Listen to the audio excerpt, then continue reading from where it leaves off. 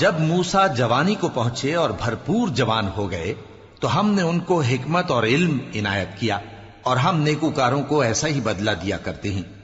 اور وہ ایسے وقت شہر میں داخل ہوئے کہ وہاں کے باشندے بے خبر ہو رہے تھے، تو دیکھا کہ وہاں دو شخص لڑ رہے تھے، ایک تو موسیٰ کی قوم کا ہے اور دوسرا ان کے دشمنوں میں سے۔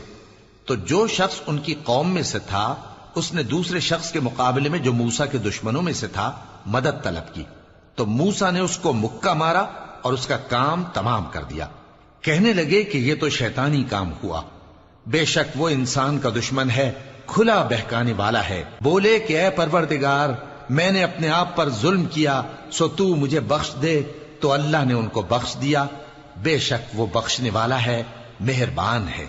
کہنے لگے کہ اے پروردگار، تو نے جو مجھ پر مہربانی فرمائی ہے تو میں بھی آئندہ کبھی گناہگاروں کا مددگار نہ بنوں گا۔